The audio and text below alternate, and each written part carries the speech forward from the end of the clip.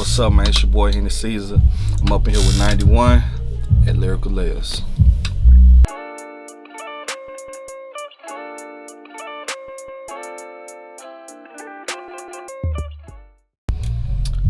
where I'm from, alright, so I was born in East Texas, 409 stand up, but I moved to Orange. I'm from Orange. I moved to Houston when I was like 10 years old, so I'm home, baby. Well, what made you move to Houston so early?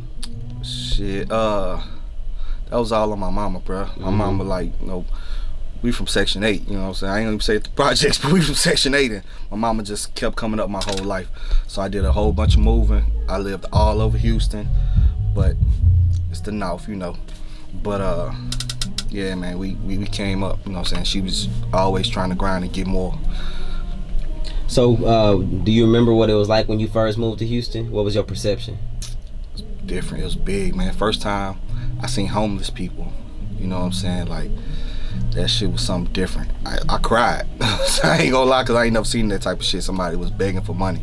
You feel me? But,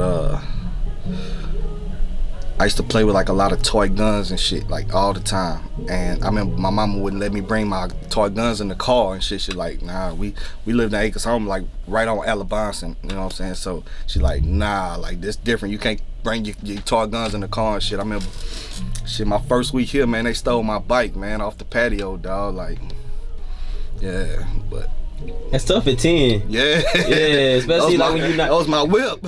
When did music come into the picture? Man, music kind of came late for me, bro. Like, I never grew up saying I wanted to do music. I never even went to a studio till I was like 19, 20, you know what I'm saying? And that was just based off of, so I lived in Cypress. I had some partners that was from the southwest side. And they had a rap group called Trendsetters. And just fucking with them, you know what I'm saying, hanging out and kicking it, start going to studios and start doing shows and whatnot. And first I was just really in the background, and one day, we just in the studio chilling, smoking and shit, and nigga like, man, you need to put a verse on this, bro, blah, blah, blah. I'm like, man, I don't do no rapping, that's y'all. And, I got on the mic, I was sweating and nervous and shit, niggas gonna hear it, but I fell in love with it instantly. Like, it's been that ever since. When you first started rapping, what were you rapping about? Houston. Okay. I was typical Houston, man. I was coming down, you know what I'm saying? Now, were you rapping or were you freestyling? I think the first couple times I was freestyling, and then once I started taking it serious, it became more of rapping. Like, my boy set me down, and he kind of really showed me how to put the words together and really how to make sense with the rhyme, not just saying a bunch of rhyming ass words, So once I learned how to rap, and shout out to GK for that, it became an art and more of a practice, you know what I'm saying? So what is your style like now? Is that still that heavy Houston influence behind it? I think that's gonna always be in it, just cause that's who I am. But now I don't think it's like so much a heavy Houston. I try to do, I guess the cliche would be reality rap, you know what I'm saying? But I just try to keep it as real as possible. Like, I got kids that listen to my music, you know what I'm saying? My kids listen to my music.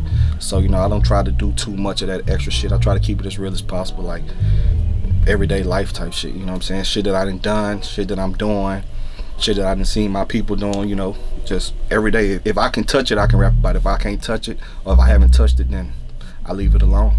It's a little ironic because that's what rap was all about, being real. But do you feel like that makes it a little harder nowadays? Yeah, because that's not what people want to hear. You know what I'm saying? I want to make the type of music, like, that get the club crunk, but it's just not who I am. You know what I'm saying? So I trust me, I've tried. You know what I'm saying? It ain't really me. It don't really fit me. But I think it's as long as it give you that feeling, that feeling inside, that little butterflies flying around and whatnot. You know what I'm saying? I think that's when it's good to you, and that's what you should be. That's the lane you should be in. So what gives you that feeling? Like, is it when you're in the studio, when you're on stage, when you're listening to the beats? Where does that feeling come in? When you turn that first beat on, that's the one. Yeah, it's like just click. Like, I can tell you in the first 3 seconds if this is gonna be the beat or not. Like, I don't gotta wait for no drop or none of that. Like, it's at the point to where now I can pretty much predict what it's gonna sound like just off the intro. You know what I'm saying? So like that first 3 seconds, like oh yeah, this the one right here. But also when you getting on that stage, like studios kind of, I look at studio as work, cause like all my studio sessions are like 8 to 12 hours long. So I don't even look at that like as a, oh yeah, we going to studio. Like that I've turned that into a work day just so it can have that mentality behind it. You know what I'm saying? Well, we coming here to work, cause at the end of the day we paying for this time. It's not a, I mean, we know when we first started doing this shit, it was females around and a whole lot of extra activities that didn't really necessarily make the music benefit. But you know, we're just trying to live a lifestyle at the time. But now, like I said, it's a work day now. You know what I'm saying? But hitting that stage, I'm nervous every time. But shit, you know, I just go in there and do me. So what are some of your influences when it comes to music? Like, and not as far as influences as far as like artists or anything, right, but when it comes to life, to the things that you can touch, like what are you putting into your music? My kids, my family, period. I'm gonna say my mom, my dad, all that. So I'm gonna just say family off the rip. Experiences too, you know, just whether good or bad, my experiences with certain things. I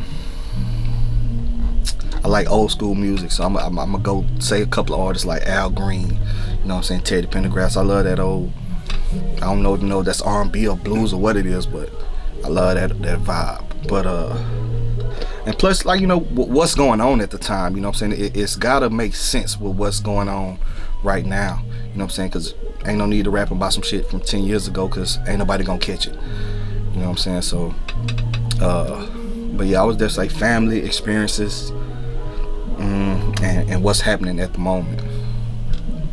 So how long you been in Austin?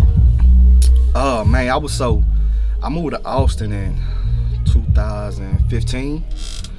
I stayed for 3 years, then I left, and I came back a year ago. So I guess that'll be about 4 years. Mm-hmm. Yeah.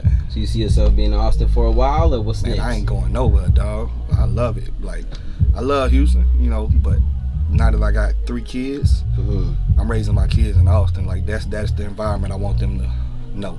You know what I'm saying? I want them to know nothing less than that. So what do you like about the Austin environment, and what do you not like about it? It's green as fuck. It's green everywhere. I love it. You know what I'm saying? Houston is a bunch of concrete. And you know, the people just friendly out there. You know, growing up, you grew up in Houston, so you know how it is. Niggas is out here stiff, dog. Like, you know what I'm saying? Niggas is, ain't no what's up, bro. It ain't none of that. Like, niggas is stiff, you know what I'm saying? So in Austin, man, you walking somewhere, I was shocked the first time they was gonna play. People just speak to you just randomly. Oh, hello, hi, and everybody speak with proper grammar and shit like that. So that's why I want my kids in that environment. You know what I'm saying? Not taking nothing from Houston, because I love this city. It made me who I am, but I want my kids in that environment. That's what's up. I feel like so many kids nowadays, so many parents nowadays, especially because there's so many young parents, right, they want their kids to be for the culture so bad. They kids gotta be in the designer and things like that. My kids are nerds. Like, straight up and down, dog. I promise to God, I'll be laughing at them all the time. Like, me and my girl was talking about this last night. We was talking about snitching. So, you know, growing up, that was the big no-no. Like, you don't do no snitch. I don't care if it's something small, big, it don't matter. You don't tell on nobody. Man, my daughter come back from school and she like on some, that's the thing to do, is to tell. Like, you know what I'm saying? Like, that's what they doing. Like, that's what's popping. I'm like, man, it's so crazy how that shit didn't switch. You feel me? Like, man, it's crazy, bro, because I'm like, damn, we literally grew up, like, you go tell on somebody, you gonna get your ass whooped after class, bro. Like, it's about to go down in the hall. You know what I'm saying? Man, bro, like, my daughter be telling me, like, shit, they trying to fight for who gonna take names when the teacher walk out of class. You feel me? So it's different, dog. It's different mindset. It's different, you know what I'm saying? But I don't want like, my kids, my daughter kind of gravitating towards music and whatnot, and I let her record. I got a studio at the crib. I let her record and whatnot, so that's all fine and dandy. I don't mind. But as far as, like, just being engulfed in the culture, like, that's cool too, but take care of your business first, and then worry about that other shit second. You know what I'm saying? The extra shit, that's secondary. Right. It's not necessary. Use that Timmy Chance. Yeah, shit. What's your favorite spot to go when you come out here? Nah, it's Chacho's. Yeah, it's real ghetto. I know, it's real fucking ghetto, man. Like, but that's my spot. I love going there. What do you order? The fajita nachos. Okay, yeah. With a big ass lemonade. You can't go wrong with their nachos. Their drinks is good too. Yeah, I don't drink though. Yeah, okay. So you pretty straight edge. Yeah. Any specific reason why? I stopped getting high and I stopped getting drunk, so I just quit spending my money on it. Why did you stop though? Because I wasn't getting high no more, and I wasn't getting drunk no more. Tolerance. So yeah, tolerance. I guess my tolerance went up, and I ain't about to elevate to crack or nothing. So right. Yeah, I just gave it up. I'm like, shit, I'm just wasting my bread at this point. So it wasn't a hard thing for you to stop smoking and drinking? Nah, because I really with drinking, I've never really been a big drinker. I was more of a social drinker. Mm-hmm. People around drinking, so fuck it, let's drink. So that wasn't hard at all. I think my daddy did that to me though, because he used to give me beer and shit when I was a kid, so I wouldn't like the shit when I got older. So I just don't really fuck with it. But like the weed, I was a big weed smoker at one point.